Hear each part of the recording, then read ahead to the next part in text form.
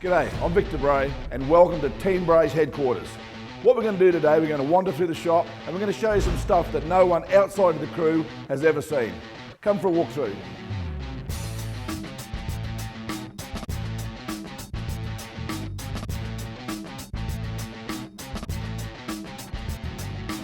Righto, well this is where we work on the beasts. This is the area that we work on the Doorslammers.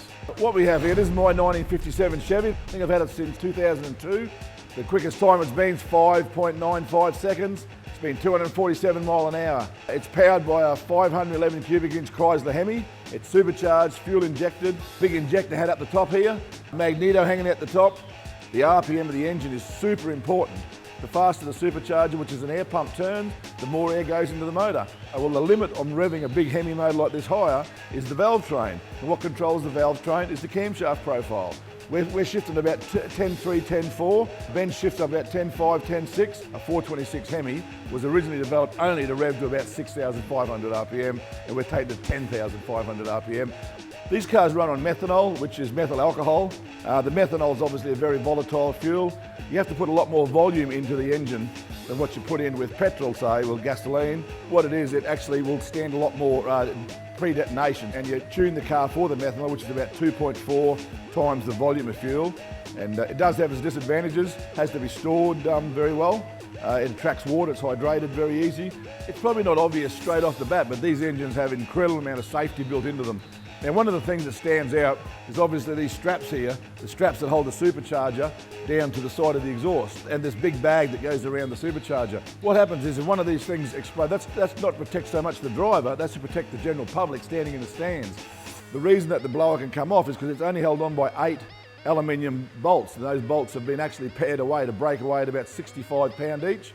So if it ever backfires and goes bang, right, the supercharger just coughs up and just sort of sits there. And also deep down in here we have little burst panels. The panels are just really thin aluminium that have been creased, and if it does go bang, they open up so a lot of the bang, a lot of the explosion can get let out under the bonnet. All the other safety stuff that we had, I mean, it's all inbuilt into the car itself. As far as the engine stuff goes, we use titanium clutches, we use titanium bell housings to contain any explosion. The running gear stuff, the stuff inside the car, the stuff that's reciprocating and turning, all has some way of containing it in case it breaks or blows up. So that's probably pretty much the engine. We've got some new head technology coming. We're working hard on the camshafts to make sure we stay at front there. These engines now are probably pumping out around 3,800 horsepower at about 10,500 RPM. Something pretty crazy. Wouldn't have thought that many, many years ago. And here we have the other half of Team Bray's assault on the Australian Top Doorslammer Championship. This is Benny's car. He drives it, builds it, tunes it. So, Benny, take it away. How you going, guys? As Dad said, this is my car. This is the one I get to steer down the track all the time. The differences between the two cars, as you can tell, I'm a little bit more late model. He's a little old school. But you get that in life. That's the pleasures of us being about 30 years apart. My car's a lot more aerodynamic. I run a little bit different rear end in the 4-link area just because a little bit later technology, a newer car. So hopefully upgrade his to that one day soon. My car's obviously lighter. I'll let you work out that reason. Outside of that, they're very similar cars. Like because we both share data and do all that as a team, there's no use having two cars and having them so far apart that you can't use what we do together. If you ever watch us at the drags, I can do a run probably about 2 or 3 parents in front of him, and if it all fails, he knows what to change, and if it goes good, he knows that he's got to be on his game and be ready to steer it. But outside the cars and everything else, we all know that the only thing that really matters is ET in drag racing, and this one's a little bit quicker than his with a 586 at 250 mile an hour, so that makes me number one. Okay, time to move on, guys. Yeah, whatever.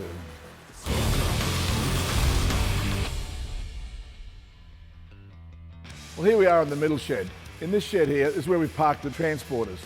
The team uses 2 B-double transporters. The way they're set up is the 2 back trailers are actually workshops, full of tools and benches and stuff to work in. And then one of the front trailers is used entirely for merchandise, and the other front trailer is mainly an office for all the data acquisition, but it does have some bunks in it and some spare parts that store in there. Without them, we can't do the miles that we do, we can't go to the events we go to. We do split them up a little bit, as long as one's drag racing and one's burnout cars. Which brings me to those 2 cars in the middle there. We make them like replicas of our drag cars, but there is some real subtle differences in the outside looks of the cars, the ejector hats, you'll notice, and they don't have slick tyres on the back. They have tyres in the back that we smoke up and make smoke and noise, and we use them at V8 supercar races for demonstrations. We use them at car shows. The way the burnout cars come around, I was up at Bundaberg burnout show many years ago, and I got my race car there, and I was just doing straight line burnouts as demonstrations, which we used to do quite a bit of. All the street cars were doing donuts, so it just felt so right. So I just nailed it, turned the wheel, and the old race car started doing some serious burnout donuts and doing a bit of circle work. So I thought to myself, that's great. Next event I went to, I did it too. Then I'm sitting there thinking to myself, well, hang on, you're doing donuts in the middle of the burnout pad this weekend. Next weekend you're going to go and do 220 mile an hour in the same car. Not a great look. So then we went off and built the burnout car, and the burnout cars evolved from there. The race car obviously had some limitations in billet engines and stuff like that, no water cooling. Whereas these cars, we built them and they sort of developed into what they are today. We use water-cooled blocks, we use water-cooled heads, nice big PWR radiators. Camshaft is very small compared with the race cars, and what that does is give us longevity of all the valve train. Now they can't rev as high, but we have to just take that into account when we're driving the cars. The other part in it, they're low compression. Whereas our race cars are 10.5 to 11 to 1 compression ratio static, these cars here, they're about 8 to 1.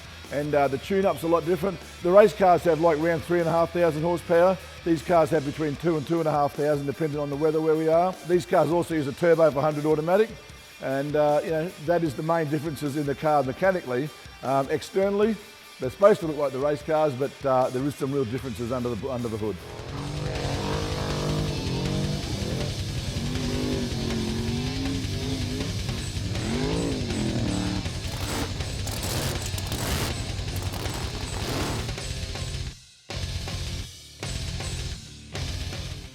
Here we are in what we call the third shed in the Ben Bray workshop complex.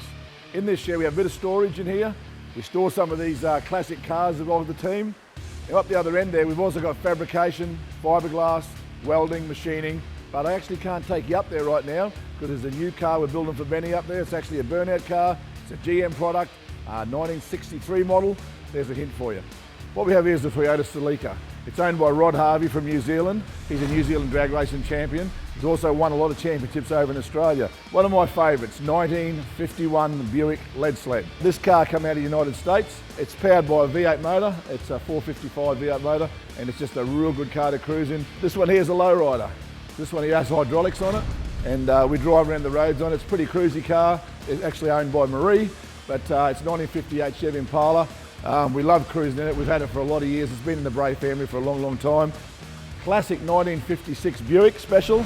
The only thing I've got to tell you about these cars, when you come to a corner, you wish they'd already invented stabiliser bars, because boy oh boy, don't they body roll. 1964 Chevy Impala. Again, this is one of Marie's cars. Every time I've done something naughty, I've had to buy Marie a car. That's why she has so many. This is Benny's creation. It's the fastest four-cylinder car in Australia at the moment. The stuff that's going on nowadays is just amazing with all the ECUs and stuff, but I might let Benny tell you a little bit more about that one. It's got 4 wheels, it's got a 4-cylinder motor and turbo. Yet it goes as fast as my Doorslammer did a few years ago. Yeah. Well, there is one fact that Dad knows nothing about turbochargers, nothing about 4 cylinders, and if it wasn't made in 1957, he don't care about it. So the facts are, today's technology, he's still back there, I'm here. What you're looking at is my Nissan Altima. This thing here is powered by an SR20. One of my loves is a Nissan. I don't know why or where it even come from. I've been brought up around Chevs and V8s my whole life, and one day something clicked in my head. I think the switch went the wrong way. You know, on an MSD you can have 4-cylinder, 6-cylinder or V8, and mine flicked over to the 4-cylinder side. And the SR20 is just something that I love. It's got a billet block in it. It probably makes around the 1400 horsepower. It's got a Garrett GDX 47 on it. It pumps about 67, 68 pound of boost into it, and it's about 140 cubic inches. The car itself, it's based on an ex-pro stock car from the USA, and is built by Don Ness himself, who's probably one of the best chassis builders in the world. Outside of that, it's #1 SR in the world, #2 4-cylinder in the world as well, and it's #1 4-cylinder in Australia. So a privilege to be steering it, to have the great team I have behind me. It's been pretty good. Okay, so in this baby I use the Castrol Edge 10W60. In the race cars we use a 2550 in any V8 that is, and then in my road car I use a 040 Castrol Edge. Now these engines nowadays obviously are billet, a machine out of 1 chunk of aluminium. These are the pistons and conrods that we use in the motor. I can tell you now, in drag racing, bigger is better because we need airflow. When you've got 60 odd pound on top of a valve seat, you need to be able to flow it. So if the heads don't flow it, air's nothing, no good to it.